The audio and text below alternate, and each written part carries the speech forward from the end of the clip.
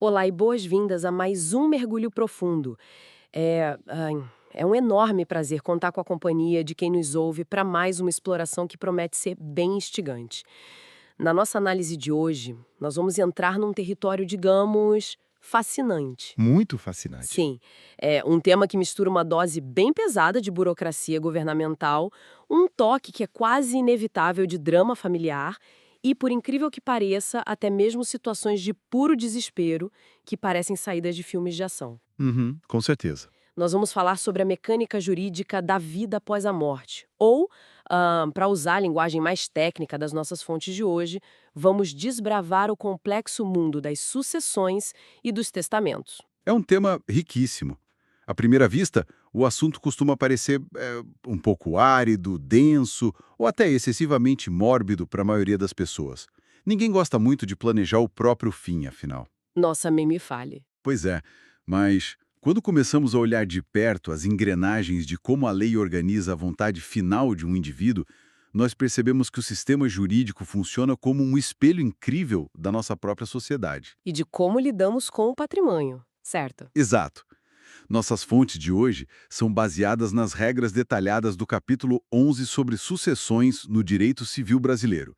É um verdadeiro manual de instruções sobre como o Estado lida com o legado humano. E a nossa missão de hoje não é, de forma alguma, dar uma aula monótona de direito para os nossos ouvintes. A ideia aqui é pegar todo esse jargão jurídico, que às vezes é um tanto assustador, e traduzir as entrelinhas. Isso, decodificar tudo. Exatamente. Descobrir as regras mais curiosas, entender os escudos que a lei cria para prevenir verdadeiras guerras familiares e explorar aquelas situações extremas que envolvem a última vontade de alguém. Ok, vamos desvendar isso. Por onde a gente pode começar a entender o que realmente é um testamento sob a ótica rígida da lei? O ponto de partida ideal é olhar para o alicerce do conceito, que está lá no artigo 1857. O documento define o testamento de uma forma muito clara. É um ato jurídico pelo qual uma pessoa dispõe, para depois de sua morte, de todo ou de parte de seus bens. Certo. Basicamente, é a ferramenta oficial e legal para organizar o destino do patrimônio acumulado durante uma vida inteira. Contudo, há uma ressalva importantíssima no direito brasileiro. Um detalhe crucial que derruba muitas noções pré-concebidas. Qual seria esse detalhe? Trata-se da chamada legítima. A legítima é uma fatia totalmente intocável do patrimônio que pertence por direito absoluto aos herdeiros necessários. E quem são esses herdeiros? É uma categoria que inclui filhos, cônjuges e pais. Essa metade do bolo não pode ser alterada pelo testamento de forma alguma. A liberdade do testador se restringe apenas à outra metade de seus bens. Olha, isso já destrói completamente aquele clássico mito de filme americano, não é? Aquela cena típica onde o bilionário excêntrico deixa toda a sua fortuna para um gato de estimação ou para uma fundação de arte. O famoso clichê de Hollywood. Sim. E os filhos ganham apenas um centavo cortado ao meio. Lendo as fontes, fica muito claro que no Brasil a lei simplesmente não permite essa manobra dramática. De jeito nenhum. A legítima cria um verdadeiro muro de proteção ao redor da família, impedindo que os herdeiros mais próximos fiquem desamparados da noite para o dia. Mas sabe, ao mergulhar nos textos, eu esbarrei num detalhe que me deixou de queixo caído. É o parágrafo 2º desse artigo. Um testamento não precisa ser obrigatoriamente sobre dinheiro, imóveis ou bens materiais. Exatamente. Ele pode ter um caráter puramente não patrimonial. Isso é muito surpreendente. Essa é, sem dúvida, uma das nuances mais bonitas e profundas do direito civil. A legislação estabelece que são perfeitamente válidas as disposições testamentárias de caráter não patrimonial, mesmo que o documento inteiro se limite exclusivamente a elas. Então a pessoa faz um testamento sem deixar um centavo. Sim, na prática, isso significa que uma pessoa pode mobilizar toda a burocracia do cartório e redigir um testamento apenas para reconhecer formalmente um filho que não foi registrado em vida. Nossa. Ou talvez para nomear um tutor de confiança para cuidar de uma criança pequena em caso de fatalidade. O documento pode até mesmo ser usado para deixar orientações filosóficas, pedidos de perdão ou instruções altamente específicas sobre como um funeral deve ser conduzido. Tipo, pedir que as cinzas sejam jogadas num local específico. Isso. Tudo isso sem envolver a transferência de qualquer valor financeiro. É fascinante pensar que um papel com tanto peso jurídico e tanta solenidade estatal possa ser usado apenas para resolver questões do coração, da moralidade ou da consciência. É o lado humano da burocracia. E, avançando na nossa investigação, o texto descreve o que podemos chamar de DNA do testamento. São 6 características fundamentais, um conjunto de 6 regras de ouro que dão forma a esse ato jurídico. Exato, as 6 regras estruturais. Lendo os materiais, eu notei que as 2 primeiras características apontam que ele é um ato unilateral e personalíssimo. Como essas duas coisas se conectam na prática do dia a dia? Elas representam a essência da liberdade individual e do controle absoluto. Ser unilateral significa que o testamento ganha existência e validade apenas com a vontade solitária do testador. Não precisa de um acordo mútuo. Diferente de um contrato de compra e venda, não é preciso que hajam 2 partes assinando e concordando na mesma mesa. Não é necessário sequer que os herdeiros nomeados aceitem a herança num momento em que o documento é elaborado. A pessoa vai lá, dita suas regras e pronto. Entendi. E o personalíssimo? A característica personalíssima reforça isso de forma extrema. A lei proíbe terminantemente que alguém mande um procurador, um advogado ou um representante fazer o testamento em seu lugar. Ou seja, não dá para terceirizar a própria morte. Essa é a analogia perfeita. A vontade não pode ser delegada. Se o cidadão quer deixar algo escrito para a posteridade, ele mesmo precisa fazer ou ditar diretamente às autoridades competentes. Trazendo para o dia a dia, é a lei garantindo que ninguém coloque palavras na boca de quem está partindo. Exatamente. É uma proteção contra pressões indevidas. A terceira característica é que se trata de um ato solene. O direito adora ritos, assinaturas e formalidades. E as fontes mostram que no testamento isso é elevado a um nível quase sagrado. A burocracia parece ser um mal necessário aqui. Sem dúvida. Porque um pequeno erro formal, uma testemunha a menos do que a lei exige, e todo o desejo da pessoa é anulado sumariamente. A solenidade funciona como uma armadura para o documento, protegendo o testamento de fraudes e de invenções após a morte, mas também cobra um preço alto, que é a exigência de perfeição formal. É um risco alto. É por isso que a quarta característica surge como um alívio imenso. O testamento é um ato essencialmente revogável. A pessoa não fica refém de uma decisão tomada no passado. Então dá para mudar de ideia. Totalmente. Se a dinâmica familiar mudar, se houver uma grande briga ou se simplesmente houver uma mudança de perspectiva sobre a vida, o documento pode ser rasgado, alterado ou substituído a qualquer momento. Desde que a pessoa esteja lúcida, claro. Sim, enquanto o autor continuar vivo e com suas faculdades mentais intactas. A liberdade de mudar de ideia é protegida até o último instante. Uma flexibilidade que tranquiliza bastante quem teme tomar uma decisão permanente muito cedo. Com certeza. A quinta regra aponta que é um ato gratuito, o que significa que não se pode cobrar um ingresso para colocar o nome de um sobrinho no testamento, nem exigir uma contrapartida financeira para isso. A herança é, por sua própria natureza jurídica, uma liberalidade, um presente. Não uma transação comercial. E, por fim, a sexta característica de ouro traz a expressão clássica em latim, causa mortis. O que é fascinante aqui é observar o comportamento temporal deste documento. Ele é como um mecanismo adormecido, um feitiço jurídico paralisado. Como assim paralisado? Ele só ganha vida, literalmente e juridicamente, após a morte do autor. Enquanto o testador estiver vivo e respirando, o testamento é apenas uma folha de papel guardando uma expectativa de direito. Ele não altera o presente. Exatamente. Ele não transfere a posse do apartamento antecipadamente, não muda o dono do carro, não altera o saldo bancário de ninguém. O evento da morte é o gatilho absoluto e inegociável que ativa e destrava todo o conteúdo protegido por aquelas formalidades. Um verdadeiro gatilho temporal. Bom, agora que desvendamos o que é e quais são os pilares que sustentam esse documento, a nossa análise nos leva a um terreno mais espinhoso. As restrições de capacidade. Isso. Precisamos falar sobre quem pode entrar nesse jogo de xadrez sucessório e quem é sumariamente expulso do tabuleiro pela lei.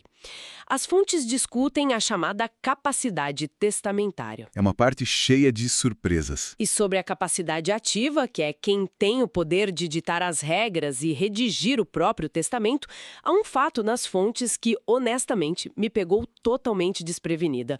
A lei brasileira permite que um jovem faça seu testamento a partir de qual idade? Apenas 16 anos. O artigo 1860 é claríssimo ao permitir isso. A reação de surpresa é muito comum. Os contrastes da lei civil são bem gritantes nesse aspecto. É difícil entender.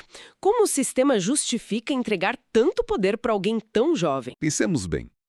Um adolescente de 16 anos não pode assinar a imensa maioria dos contratos comerciais complexos sem a assistência dos pais. Não tem permissão para dirigir um carro, não pode comprar bebidas e enfrenta barreiras para se casar. Exato, é quase uma criança para certas coisas. No entanto, o sistema jurídico confere a ele total aptidão legal para dispor de seu patrimônio pós-morte e decidir o destino de um império, se for o caso. A justificativa do legislador baseia-se na ideia de pleno discernimento. Pleno discernimento aos 16 anos. Para o ato de testar, sim.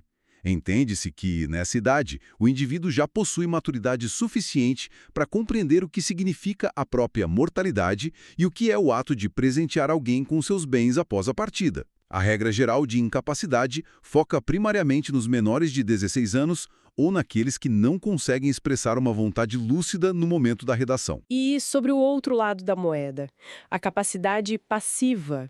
Quem está apto a receber essa herança? Os textos trazem o artigo 1798, com outra regra que desafia a nossa percepção de tempo. Essa é uma das minhas partes favoritas. A lei afirma que podem herdar as pessoas nascidas ou já concebidas no momento em que a sucessão é aberta, que é o momento do falecimento do testador. Isso quer dizer que indivíduos que sequer respiraram fora do útero, mas que já foram concebidos, têm o direito de herança absolutamente garantido pelo Estado. Exato. O direito brasileiro tem uma figura jurídica muito protetiva chamada nascituro, que é o bebê ainda em gestação. Uma proteção preventiva. A intenção é preservar os direitos da próxima geração, evitando que uma criança seja deserdada pelo simples fato de o autor da herança ter falecido alguns meses antes do parto. Mas a criança precisa nascer, não é? Claro, a efetivação final desse direito fica em compasso de espera. Ela é condicionada ao nascimento com vida. Mas a vaga daquela criança na partilha, a fração do patrimônio destinada a ela, já fica bloqueada e resguardada no milissegundo em que a sucessão se abre. Aqui é onde fica realmente interessante, porque as fontes dedicam espaço substancial aos exilados, os proibidos. É o momento em que a burocracia ganha tons de investigação criminal e de drama passional. É onde as novelas se inspiram. Com certeza, a lei cria uma blindagem fortíssima contra fraudes e lista claramente quem está banido de receber qualquer coisa por testamento, mesmo que o nome dessas pessoas estejam escrito com todas as letras e maiúsculas no documento. A primeira restrição mira naqueles que ajudam a criar o testamento. A lógica dessa primeira restrição é cortar qualquer sombra de manipulação pela raiz. Quem são os banidos aqui? Estão proibidos de herdar o tabelião de notas que lavrou o documento, as testemunhas que assinaram a validade do ato e, prestando muita atenção neste termo técnico, essencial, a pessoa que escreveu o testamento a rogo. Traduzindo o jargão, o que seria escrever a rogo? Explicando o jargão, escrever a rogo significa redigir o documento a pedido e em nome de alguém que, por algum motivo, não consegue segurar a caneta. Pode ser por não saber ler e escrever, ou por uma paralisia física temporária, por exemplo. Entendi. Alguém escreve no lugar físico da pessoa. Isso. Se as pessoas envolvidas nessa engrenagem de criação pudessem ser beneficiadas, o conflito de interesses seria gigantesco. Imaginemos o perigo de um escrivão mal intencionado distorcendo as palavras de um idoso debilitado para colocar o próprio nome como herdeiro principal. O Estado não paga para ver e elimina o risco desde o começo. Uma precaução vital para manter a integridade do papel e a confiança no sistema. Mas o segundo grupo de proibidos nos leva direto para um roteiro de drama familiar bem intenso. Ah, o concubinato. Exato. Os documentos são implacáveis ao afirmar que o concubino do testador casado está terminantemente proibido de ser beneficiado por testamentos. Se conectarmos isso ao panorama geral do direito civil brasileiro e às raízes históricas da nossa tradição jurídica, a razão dessa proibição fica muito evidente. O termo concubinato, no rigor da lei civil, refere-se a relações não eventuais entre pessoas impedidas de casar. O que frequentemente é o caso de relações extraconjugais. Precisamente. Relações mantidas em paralelo ao casamento oficial. O Estado, através do Código Civil, adota uma postura moral e protetiva em relação à família formalmente constituída.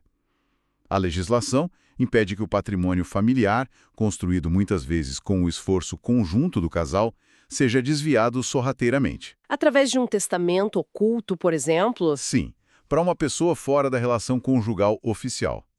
É uma trava legal que busca evitar retaliações financeiras pós-morte contra o cônjuge e os filhos. É o legislador tentando colocar ordem no caos que as complexidades das relações humanas podem gerar no bolso das famílias. Uma tarefa nada fácil. Agora, avançando na nossa exploração, suponhamos que o cidadão preencha todos os requisitos de capacidade e decida finalmente planejar seu legado. Os documentos revelam que o sistema não oferece apenas um caminho, mas um verdadeiro menu de opções. As formas ordinárias, Comuns do dia a dia. Temos 3 modalidades principais, cada uma com vantagens claríssimas e perigos ocultos que precisam ser muito bem pesados. Vamos destrinchar a primeira delas, o testamento público, lá do artigo 1864. O testamento público é, sem dúvida, a opção mais robusta e tradicional desse menu. Ele é ditado pelo testador diretamente a um tabelião num cartório de notas. E tem toda uma cerimônia, A certo? lei exige um rito de passagem bastante vocal. Após redigido o documento com todo o linguajar técnico adequado, ele deve ser lido em voz alta pelo tabelião. Isso serve para que o testador confirme que aquilo reflete sua exata vontade. E tudo isso acontece diante de 2 testemunhas presentes simultaneamente. O que garante a segurança do processo. A vantagem colossal dessa modalidade é exatamente a segurança jurídica. O documento fica registrado eternamente no livro matriz do cartório. Ele ganha a chamada fé pública. O Estado carimbando a verdade ali. Ou seja, o Estado atesta que aquela pessoa estava lúcida e que aquelas palavras são verdadeiras. A chance de esse testamento ser anulado no futuro por alegações de falsidade é mínima, e o risco de o documento ser perdido ou destruído é zero. Porém, lendo os materiais, a desvantagem grita logo no nome da modalidade. Ele é público. literalmente público. O que significa que a privacidade vai por água abaixo. Qualquer indivíduo curioso pode ir até o balcão do cartório e solicitar uma certidão para saber exatamente quem vai herdar o quê. Não há espaço para surpresas ou segredos de família guardados a 7 chaves. E ainda envolve os custos de pagar pelas taxas cartorárias. É o preço da segurança. Isso nos empurra para a segunda opção do menu. O testamento cerrado do artigo 1868, que é a verdadeira estrela dos filmes de mistério. Sabe aquelas cenas em que as famílias se reúnem numa sala escura para a leitura do testamento? O testamento cerrado, ou secreto, carrega todo esse peso dramático e literário. O formato é o oposto do público em termos de exposição. O próprio testador escreve seu documento no conforto e sigilo do seu lar e o coloca dentro de um envelope. Bem intimista. E depois? Em seguida, ele leva esse envelope fechado até o cartório, acompanhado de 2 testemunhas. O ponto-chave de todo o rito é que o tabelião e as testemunhas não leem uma única palavra do conteúdo. Eles não sabem de nada. Nada. A função do cartório ali é apenas costurar e lacrar o envelope com cera ou meios oficiais e lavrar um termo atestando que aquele pacote inviolado contém as disposições finais daquela pessoa. E a vantagem é bem óbvia. O sigilo absoluto. Ninguém, absolutamente ninguém, além do autor, saberá quem são os beneficiados até o dia da abertura oficial após o falecimento. Mas a desvantagem dessa modalidade é algo que deve causar pesadelos em qualquer especialista em planejamento familiar. A responsabilidade pela guarda física daquele envelope recai inteiramente sobre o testador, Ou sobre alguém que ele designar em vida. o que é arriscado demais. Se esse envelope for parar no lixo por engano, se for destruído num incêndio doméstico, roído por pragas, ou o cenário mais caótico de todos, se um parente insatisfeito achar o envelope e simplesmente romper o lacre antes da hora. A lei determina que a vontade do testador desaparece e o documento está sumariamente invalidado. O mistério cobra o preço de uma vulnerabilidade física enorme. E então chegamos à terceira opção, o testamento particular no artigo 1876. Ao ler sobre ele, parece o paraíso do faça você mesmo.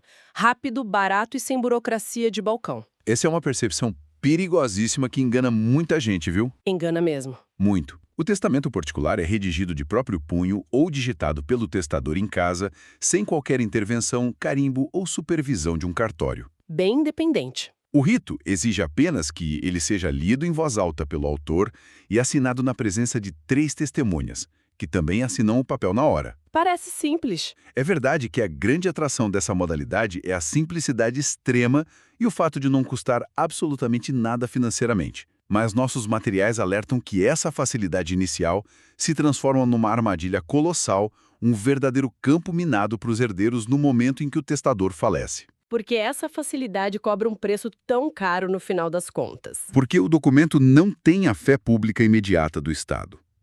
Para que um testamento particular tenha qualquer validade após a morte, o juiz responsável pelo processo de inventário precisará obrigatoriamente convocar e ouvir aquelas 3 testemunhas que assinaram o papel. E isso pode ser anos ou décadas depois. Nossa, o tempo passa rápido. O juiz precisa confirmar se as assinaturas são reais e se o testador estava lúcido naquele dia. Agora, vejamos a realidade cruel do tempo. Se, no decorrer dos anos, uma dessas testemunhas tiver desenvolvido Alzheimer, se outra tiver se mudado para outro país perdendo contato. Ou pior, se elas tiverem falecido antes do testador. Exatamente. Validar esse documento se torna um pesadelo jurídico de proporções épicas e a última vontade da pessoa corre um risco imenso de não ser cumprida. É um choque de realidade sobre tentar economizar com atalhos burocráticos. Considerando esses prós e contras tão extremos, o que mais chama a atenção de quem nos ouve na hora de escolher como proteger seu legado? Fica a provocação sobre como equilibrar custo, segredo e garantia. É uma escolha muito pessoal e delicada. Mas a lei brasileira, de forma brilhante, não estaciona apenas na rotina das formas ordinárias. Há um momento em que a vida pacata sai dos trilhos.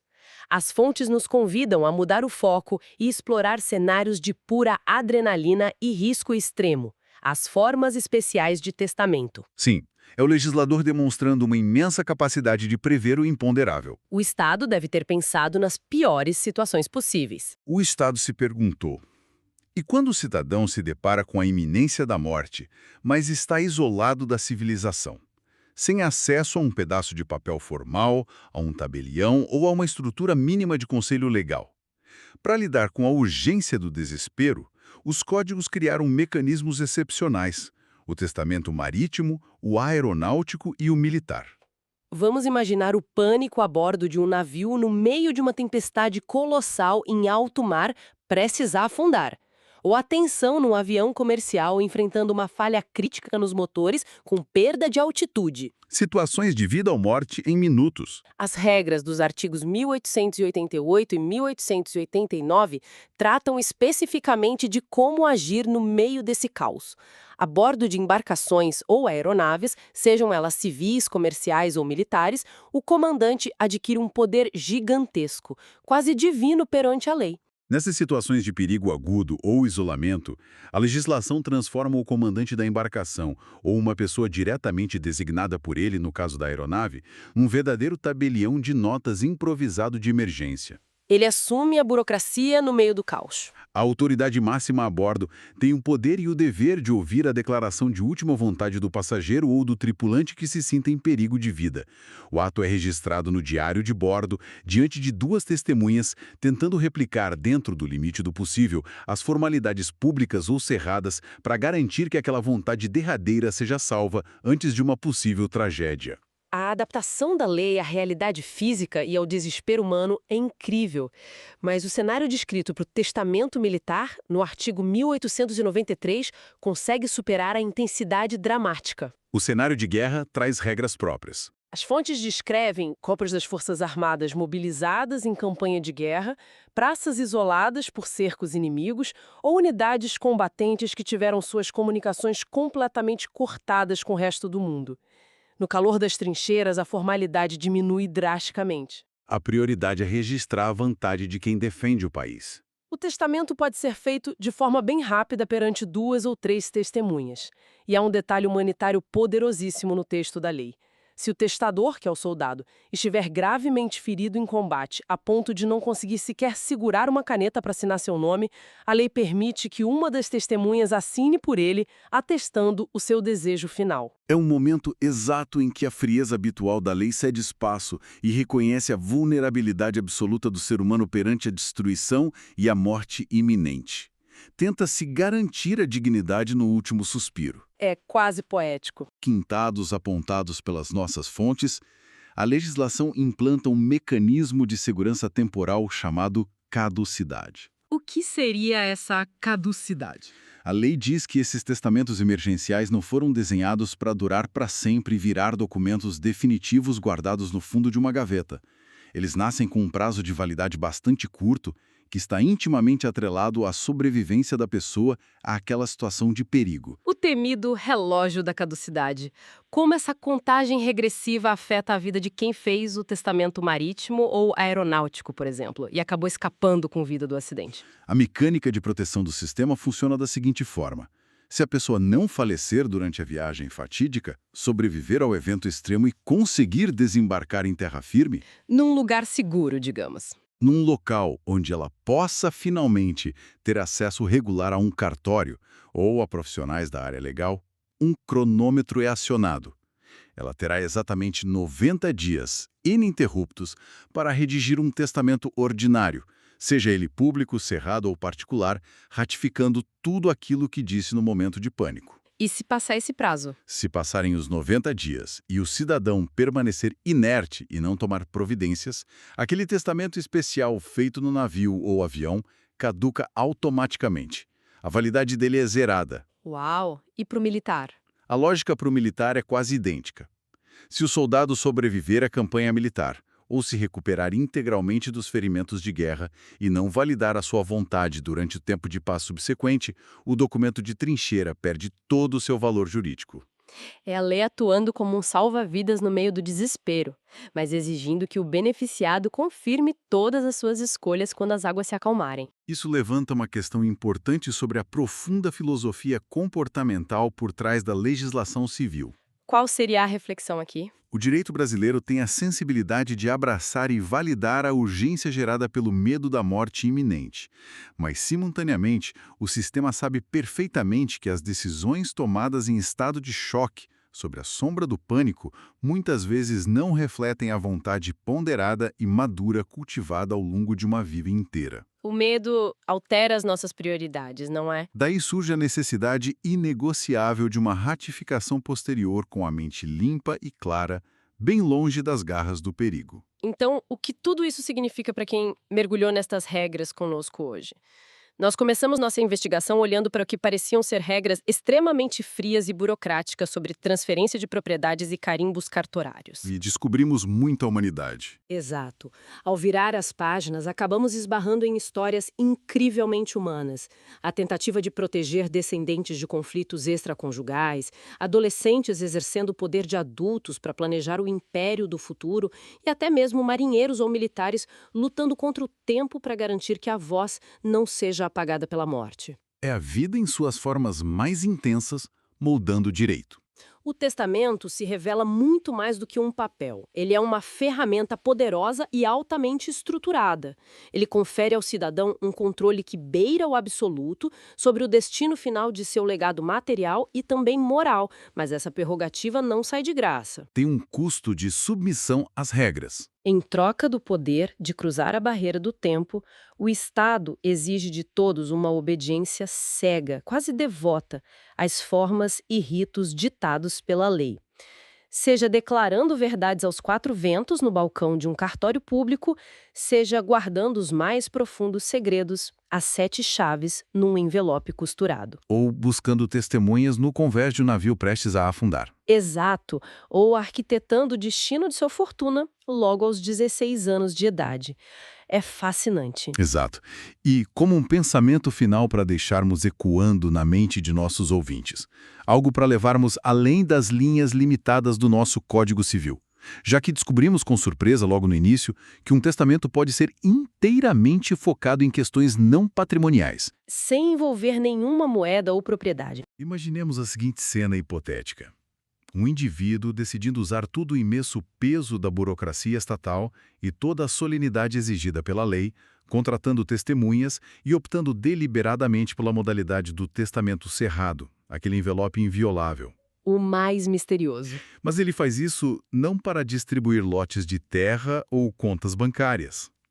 Imaginem essa elaborada engenharia jurídica sendo mobilizada com o único propósito de revelar um grande segredo pessoal ou para deixar uma última e densa mensagem filosófica, algo que só poderá ser lido e ouvido por pessoas específicas no exato momento em que não houver mais nenhuma chance de réplica, debate, argumento ou julgamento terreno. É um cenário de tirar o fôlego. Que tipo de verdade retida, que tipo de legado invisível justificaria tamanho esforço para invocar toda a força da lei apenas com o objetivo de garantir o direito de ser ouvido em caráter definitivo no imenso silêncio que sucede à vida? Uma reflexão absolutamente arrepiante e poderosíssima, que serve para comprovar de uma vez por todas que o direito, no fim das contas, lida de forma muito mais profunda com as complexidades inesgotáveis da condição humana do que jamais poderíamos imaginar à primeira vista. Agradecemos imensamente a companhia de quem nos ouviu e dedicou seu tempo hoje para investigar, refletir e pensar de forma mais profunda sobre essas estruturas invisíveis de regras que organizam nossa sociedade de ponta a ponta. Foi um mergulho e tanto. Muito obrigado por estarem conosco em mais esta análise detalhada sobre o fascinante mundo que atua nos bastidores do nosso cotidiano civil e jurídico. Um abraço e até a próxima exploração.